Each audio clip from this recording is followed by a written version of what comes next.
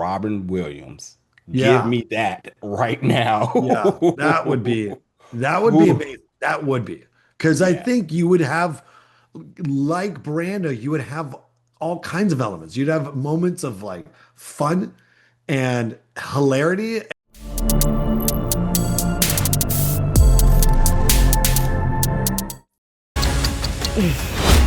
One heavy storm will destroy it all. I completely agree. It's perfect. Yeah. What kind of water is this? Well, that's distilled water, made from my own urine. Ugh, that is not drinkable. You got the cool camera angle. I need to get like a camera that kind of looks down. That would be cool. I help you out, buddy. No problem at all. It's a complete honor to talk to you today. I'm not Jared Chambers from Big Gold Belt Media here to talk about your new film, Waltzing with Brando, in theaters September 19th. John, how you feeling, man? I'm feeling good, man. Good, good. I want to start off by obviously talking about the legendary career, and all the iconic roles that you played. And of course, you have to mention Napoleon Dynamite here. But what I think is interesting, and I'm sure you have a lot to speak to this on, is, sometimes when you cement yourself with such an iconic role and nice iconic character, sometimes that's all people think you can do. And it's funny because over the years, it's not that you've proved them wrong, because I know it's not your ambition, but time and time again, as the viewer, as the fan, you continue to show us your versatility and your range and your skill and your craft. And this was a fantastic film that 100% should make any doubters a believer. I want to know for you, when you stepped into a role like this, though, when you talk about, the risk, the unique, the unexpected projects that come your way, why was Watson with Brando? How does that really fit into your overall and border arc of your career? Like when you saw this project, like how did you sort of see this to be perceived in terms of everything you've done? Oh man. Well, it's always it's always fun as an actor to like have I think most actors, speaking for most actors, don't necessarily want to be like, okay, I just want to do one thing and one thing only, run role. Yes, some actors are known for only one role. But yeah, most of the time they do. Now, what kind of jobs, what kind of, roles are they wanting to portray? That's going to be different with every actor. This one, I think just fits in because it actually, it ticks off a lot of boxes. It's fun to do these biopics. This is based on a true story, so that's always like, okay, you get to learn about. It's always fascinating when you take a real story and then you cinemize it. Yeah, Cinemize it. Um, I just made that up, but I like it. yeah, but it is because like there's a reason why we're bringing this to the screen. It's Yeah, about this is not your typical biopic or your typical true story. It's about someone everybody knows, but wasn't quite sure or not even sure. Like a lot of people don't know about this story and don't yeah, know about this element of his life. But then it's also told from the point of view of someone else who's peeking into this life. It's almost like, oh, I got to be part of this crazy experience that was part of the biggest actor in the world's life. And so being able to play that person, telling that point of view about a certain, like, a chunk of time in this guy's life and yeah, in my character's life. And it is also, you have drama mixed in there. You want to be able to show your versatility, but it's also got comedy in there quite a lot because yeah. it is a comedy of errors. It's a fish out of water story, a fish to learning how to swim in water Yeah. story. Yeah. Yeah, well said. And to dive a little bit more into that, because I fully agree. And the other bit of exposure I got to this that I really appreciated was really how the story immerses viewers into the Tahitian culture. So when you talk about the beginning of it, eventually what inspires today, the Tetiaroa Society as well too. Can you talk a little bit about the aspects of the Tahiti traditions, the values, the natural beauties that stood out to you while working on the film? I mean, I think what's great about Tahiti, then and now is like not tons has changed. Like it's very easy to see a lot of that same culture that has not, you would assume with so much of the world becoming, whether it's westernized or just like so much of the world has with the internet and social media, everybody's connected. Everybody is blending their ideals, their cultures, their the things they like. You can go anywhere in the world, and if you have a hunger for French food, you can get it right then and there. You can get Indian food in Tahiti. You can get it. Everything's blended, but there's still pretty strong and true to the cultures in Tahiti because just the nature of its geography. You Yeah. have its island life. We talk about it in the film and in real life. Oh, island time. Everybody's just kind of like, just got that chill vibe. Hey, we're cool, we're relaxed. There's no reason to fret. Let's just all be love one another, man. Kind of Yeah. like you have that vibe going on.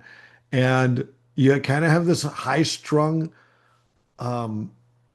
architect who's coming from America and coming from the States who's like, well, no, no, no, this is how things are done. And so he has to learn to acclimate. He has to learn how to chill. And I think with Tahiti, we totally got that vibe. And we had a mostly Tahitian crew. So Yep. you kind of got to feel what it was like to work with people who are on kind of a different schedule or work a little bit differently than you, and you totally like just get into it. You're like, oh, this is great.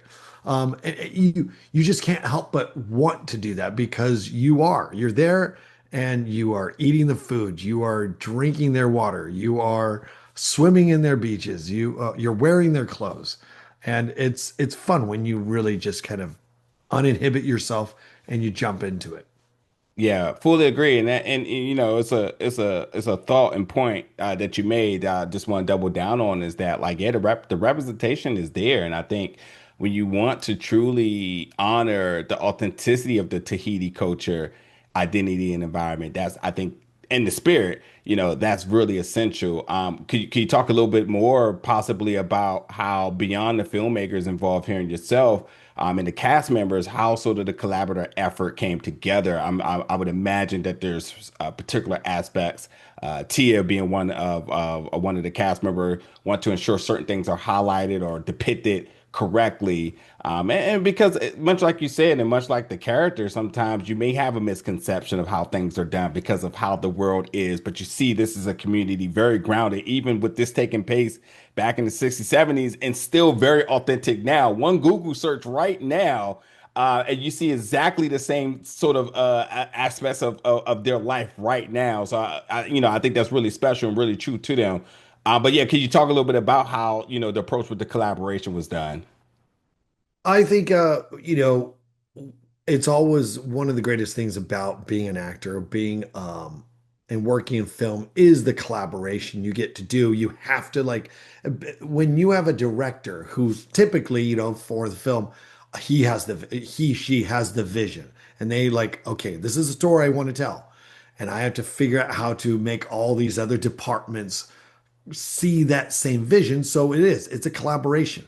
You either enforce your will on everybody else, and sometimes we get some incredible films coming out of that method, but more often than not, it's got to be a collaboration. Yeah. And when you do make it, when you willingly make it a collaboration, you normally can see the fruits of that labor, and um, you see a win, you see a success come from that. And in this film, yeah, we definitely got to have inputs on our character. Having read the book, I was very engrossed. It was Billy who produced it, who plays Marlon Brando, who acted in it, Bill Fishman who directed it. The three of us would talk at length, about like, okay, what's best for this scene? How do we incorporate this element of the true story? Like, because we want to get the spirit of the story, but we also want to entertain and tell the story in a way that's accessible and easy. And I feel very proud that we actually were very close to the source material, and it's pretty dead on.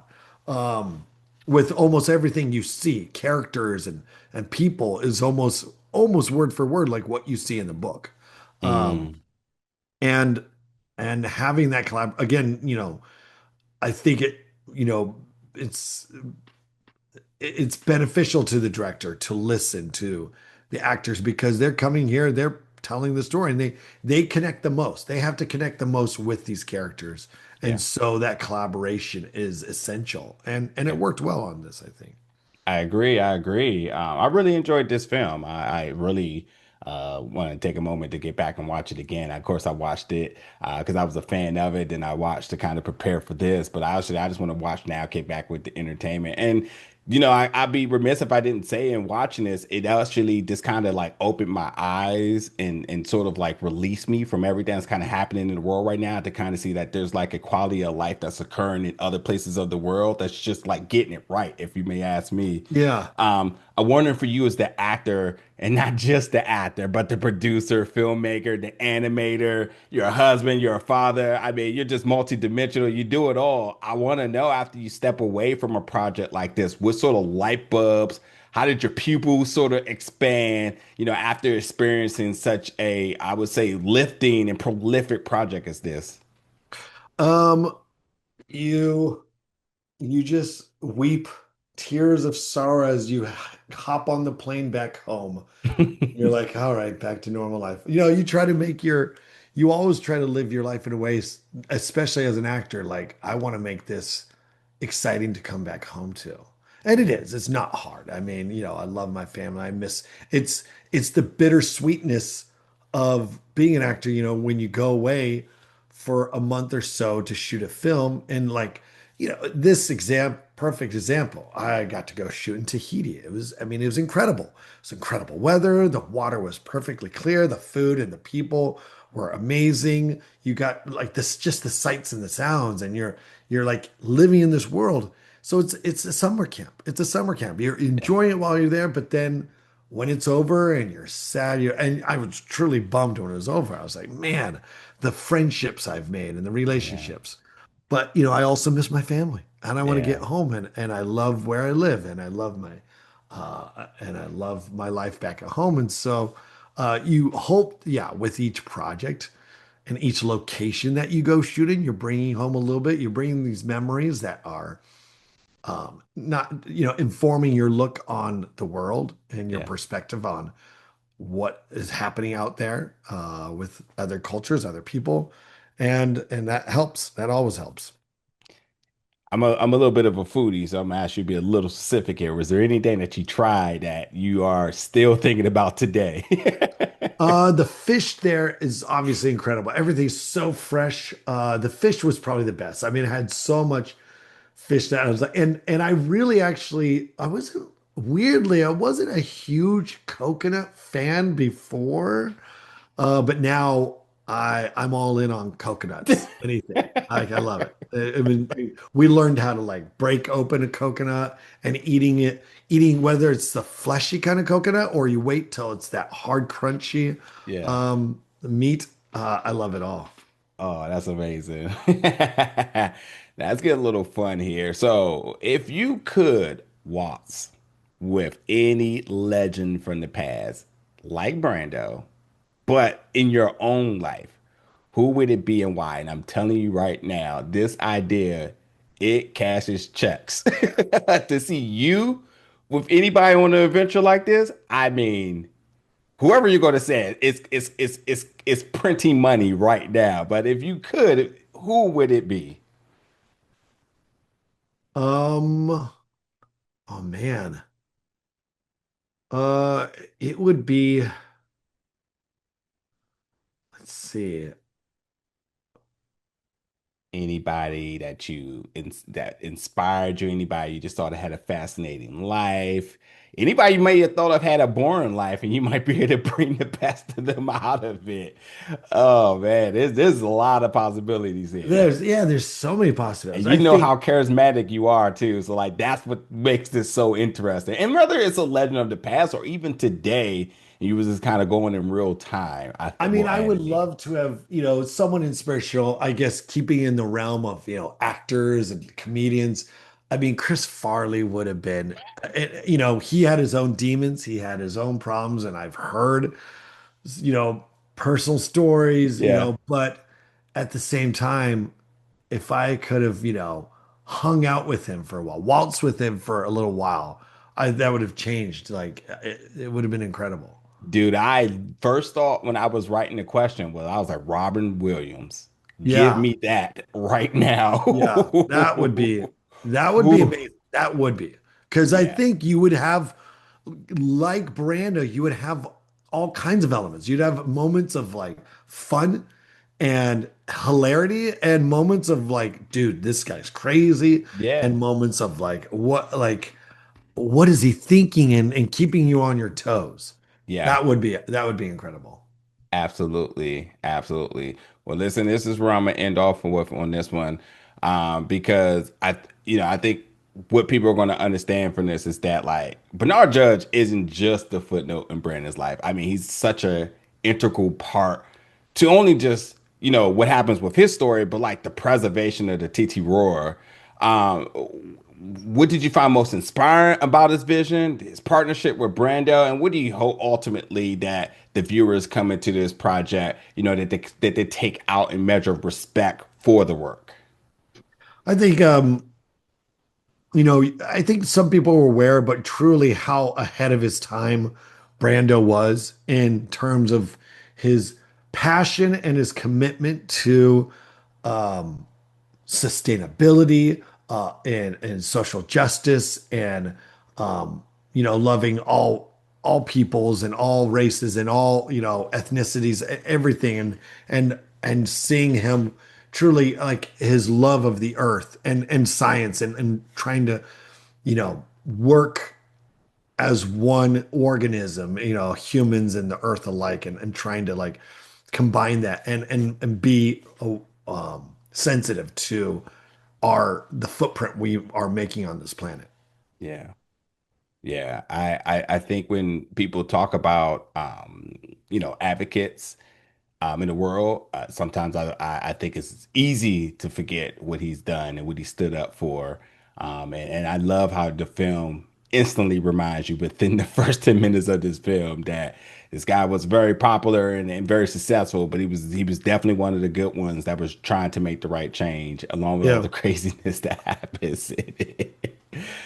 Well, John, I really do appreciate your time, man. I know they gave me the sign to wrap. Anything you got coming up, Comic-Con appearances, projects you want to share beyond Waltzing with Brando, which is in theater September 19th. For those interested, like, and if they like me and Billy Zane in Waltzing with Brando, we are in another film together coming out called Tapawingo.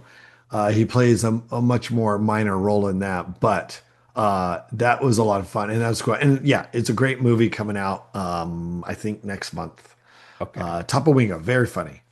Amazing, amazing. Congratulations on this one, man. Hope to get to talk to you again soon. Definitely hope to run into you at one of these Comic Cons and just keep inspiring, man. It's really beautiful to see just your journey, your career, and all the success that you've had thus far. And now you got another project under your belt that folks must check out. I really appreciate the time talking about it today. Thank you. Absolutely. Anytime, buddy. Reimagines.